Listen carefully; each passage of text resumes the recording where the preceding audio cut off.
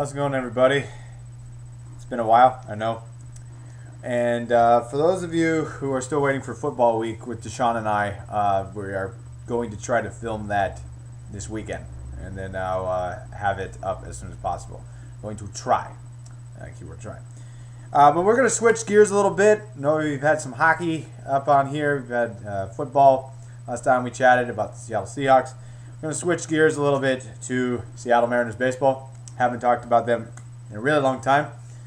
Start talking about them last year just because I just realized I started saying the same thing over and over and over again. So sorry to wait on that. Plus, at the time, my internet connection was incredibly poor. So we are going to go over the Seattle Mariners offseason moves.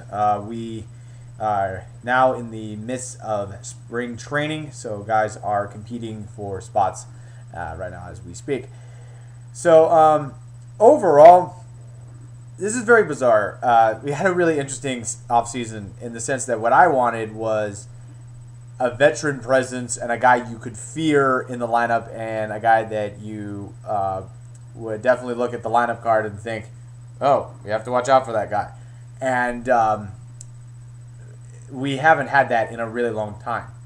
So I was thinking more of players like Josh Hamilton, Nick Swisher, some of the big names out there during this offseason. We came very close to getting Josh Hamilton. It was between the Rangers and us the Rangers and the Mariners for a really long time.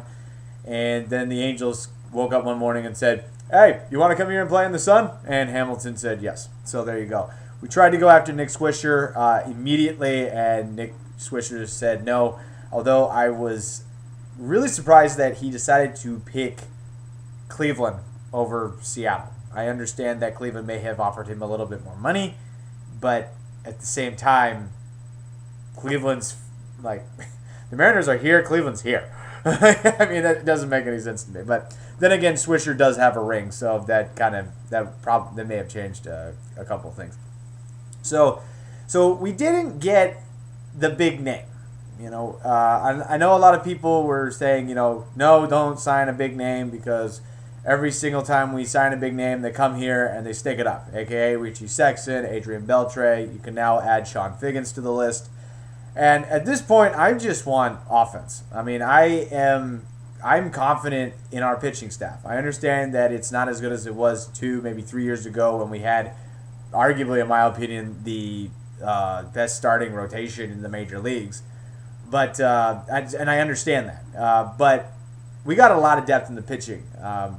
With the minor leagues, not too big on prospects, but our minor league system is just stocked full of young arms, and for the most part, every single player that I've seen come through the minors in the pitching category, in the Jack Zduriencik regime, has panned out to a certain extent. I mean, even guys like David Pauly, who at one point were on the Mariners, even he went through a great string of games and pitched well for us. So I'm confident in the pitching. We need offense.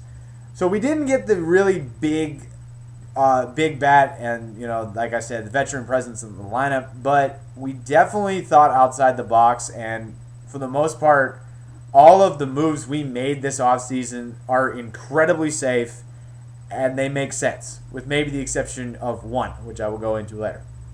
The first move that we made was for Jason Bay. Now, when we first signed Jason Bay, I thought, well, why are we bringing in a guy that has a lower batting average than the team's batting average right now? He has pretty much rotted away ever since he left New York. But then two things came up. Number one, we're not paying him that much. This is not like a Richie Sexson or Adrian Beltre signing at all. You're paying, I think, $18, $15 million for X amount of years. You're pretty much paying, the Mariners are pretty much paying Kevin Millwood type money to Jason Bay. Not a lot, and it's only for 1 year. If he ends up having a great year, he's going to compete for a spot. He wants to revive his career. He's in a contract year. Okay, if he pans out, awesome. We may have that bet in him. If he doesn't, bye. Kind of like how Kevin Millwood was. Okay, Kevin Millwood had some good outings here and there. Unfortunately, got hurt. Okay, It didn't hurt the team in the long term. Not only that, the guy is from Washington. So I can understand the whole wanting to play for the local team. Grew up in Western Washington, went to school in Eastern Washington. I believe he went to Gonzaga. I'm not 100% sure on that, but I'm pretty sure he went to Gonzaga. So that I can understand, the whole tie-in to, hey, I want to try and revive my career in Seattle. It's an environment I'm used to. It's, it's close to home. I get that. So a very safe signing there.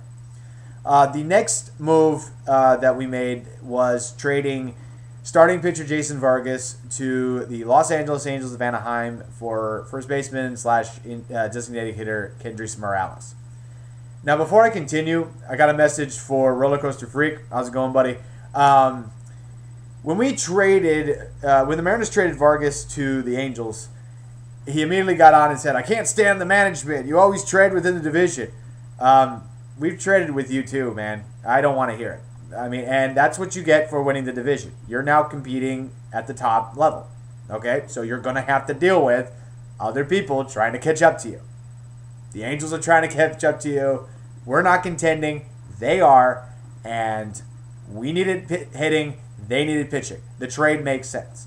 And if you are wondering, well, you traded with the Rangers and the Angels. Well, we also traded with Oakland. It was during Jack Sorenzik's first year as general manager, and we got Jack Hanahan from you guys. So you've been a part of that whole party too. So I don't want to hear it. So the trade makes sense. I'm sorry you're going to have to deal with it. I'm sorry that Jason Vargas went to a team that you despise, but in my opinion, trade makes sense. Makes sense on both ends. First, as I said before, Angels needed pitching, Mariners needed hitting. So there you go. The second reason why I am sad to see Jason Vargas go. I really am, because I was a fan of Vargas. I ended up buying his autograph actually after he got traded. I like how he's composed on the mound. He's an innings eater. So why would the Mariners trade him? Well, unfortunately for Jason Vargas, he's not a number 2 starter. He's a good solid number 3, number 4 starter in your rotation. And the only reason why he was number 2 a couple years in a row is because the Mariners didn't have anybody to fill that slot. And when Vargas was most successful, it was when somebody blossomed in the middle of the year and he was able to fall back into the starting rotation a little bit, and that's when he was successful. So in that regard, we're not trading a number 2, number 1 guy.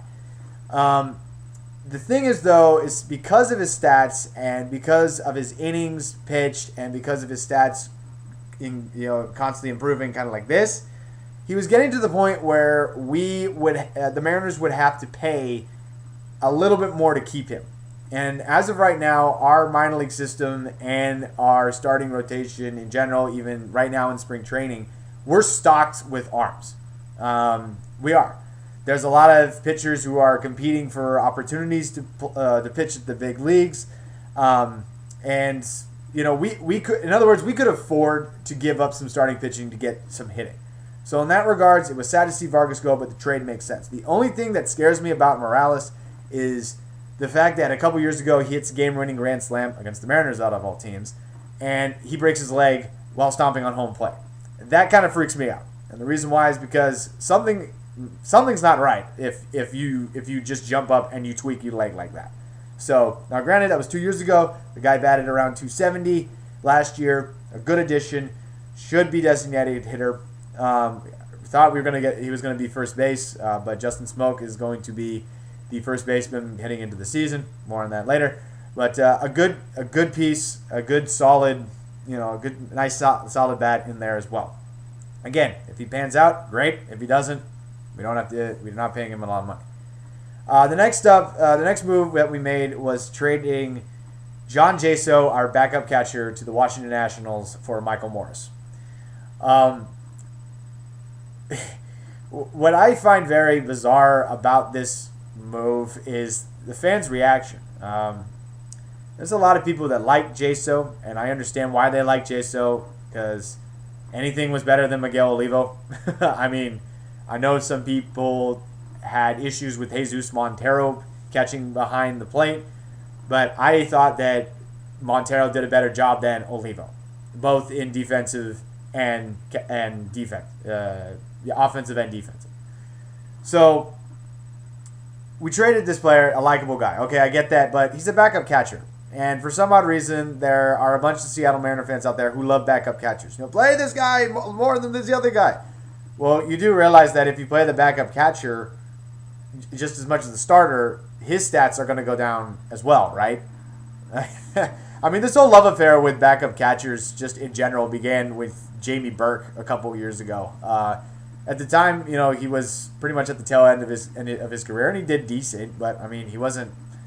He was okay. He pitched in a game. I got to give him kudos for that. But then he's just started to just drop, and people have said, put in Jamie Burke, put in Jamie Burke. I mean, why would you put a guy in their lineup that's batting 149? So for those of you who are upset at seeing Jace leave, it's a backup catcher. Okay, you can always find a backup catcher. All right. Next up, with Michael Morris, trading John Jace to get Michael Morris. Normally, I am not a big fan of bringing back old Seattle Mariners, but I like this move in the sense that Michael Morris is happy to be here. He enjoyed playing in Seattle when he was first here. The problem was there wasn't a position for him. And the Mariners, unfortunately, kind of just gave him away. But he has already shown when he was a rookie that he can hit in Safeco Field. The fences were not moved in at the time, and they're going to be moved in this year, so that's going to help. He's more comfortable in the outfield, unlike how he was the first time he came around. And he, along with Morales, can give protection around the young guys, so maybe we can score some more runs. So, very, very nice trade right there. A couple other moves that we made. We signed Joe Saunders and John Garland, starting pitchers, to compete for a spot in the rotation. These are good moves in the sense of, again, it's like the Jason Bay signing. Doesn't hurt us if they make the team. Doesn't hurt us if they don't. Definitely like the Joe Saunders more than the John Garland signing for two reasons. One, John Garland is coming off an injury. And number two, Joe Saunders is a Mariners killer. I know that Joe Saunders has been really iffy in his career. The year I followed him, incredibly closely. I think he had an ERA of 4.91, something like that. But the Mariners always lost to him. So we don't have to worry about losing to Joe Saunders anymore. Safe signings there. The only move that I question is bringing back Raul Ibanez. And it's not in the sense that forget the whole, he's going to sell jerseys, he's going to sell merchandise, he's going to make the Mariners money, that type of deal. I mean, I'm not going to even go there. What I don't understand is, where are we going to put him? I want a veteran presence in the lineup. So I know Raul Ibanez can carry a veteran presence in the lineup, but where is he going to play? Let's look at his options. He can play a little first base. He can. Saw him play first base actually once at a Hams game. Well, Justin Smoke is going to be the first baseman heading into the season. Okay, so he can't play first. Maybe he can play designated hitter. Well, if Justin Smoke's going to be the first baseman heading into the season, that means Kendrys Morales is going to be designated hitter. All right, so Raul can't play there. I've heard, I don't have a source with this, but I have heard a rumor that he can play catcher, and he could be an emergency catcher. Well, so that means you're going to bump Jesus Montero his bat out of the lineup and put Raul in, and at the same time, you also the Mariners just signed Kelly Soppich for a backup catcher, so they already are pretty healthy at that position. Plus, they're waiting for their number one draft pick from last year, Mike Zunino, to pan out so they can see what he can do at the major leagues. So there's a lot of players already at the catcher position. So if Raul could play catcher, again, don't have a source, but if he could, probably not going to play it in that position because we have a lot of depth at that position. All right, so let's look at the outfield. Obviously, he's a natural outfielder. All right, so you got Frank. So if Raul is going to play in the outfield, that means you're going to have to sit one of these players. Franklin Gutierrez, who's in a contract year, and this is it for him. Yeah, I mean, this is from what I hear on KJR, this is his last year of his deal, or he can opt out of the deal. It's one of the two. So he's in a contract year. He's going to replace Michael Saunders, who had a career year last year and really made a lot of strides and pretty much saved his job and saved his role in the team last year. And then you got Mike Morris, who you just acquired in a trade, in a big offseason move. And then look at who else the Mariners have in the outfield situation. You got Casper Wells and Eric Thames, both who showed some offense last year. They are part-time players, and they are fill-ins, and there's nothing wrong with that. My point being is there's already a pile of outfielders. So Raul can't play there on a daily basis. Now, I don't know if this is true. I think Raul can play third. I'm not 100% sure with that. But if he can, then the only thing I can think of is if Brendan Ryan keeps putting up goose egg after goose egg after goose egg in terms of hits and hits in games, and the Mariners still want a glove out there, I guess you can move Kyle Seager to shortstop and put Raul at third. Like I said, the guy's a good guy. He can hit. He is a Mariner favorite. I've actually have met the guy when I was working for the Mariners. He actually took the time to shake my hand. You had more than just, hey, what's up type conversation, and that's fine. I just don't know where he's going to fit on this team. And right now, we don't need a clubhouse veteran presence. We already have that, okay? You want a clubhouse veteran presence, go look at Brendan Ryan. That's one of the reasons why we're keeping Brendan Ryan, even though he's batting $170, because he is a guy in the clubhouse that is trying to rally the young prospects to do better. So we already have it in the clubhouse. We need it on the field. And I just don't again, if you think you know where Raul is going to play, or if you have a suggestion, let me know. Because, again, I've stated my case. There's really no room for him. I mean, on a day-to-day basis. So, again, overall, I think the M's moves, they were safe. They were good. They were outside the box. They're not the big free agent moves like the $15 million, $18 million signing, but it definitely leads to some optimism to do a little better than last year. So that's what I think. Go ahead and comment below, and we'll talk to you later. We'll preview the Mariners as the season gets closer. And thanks very much for watching. Talk to you later.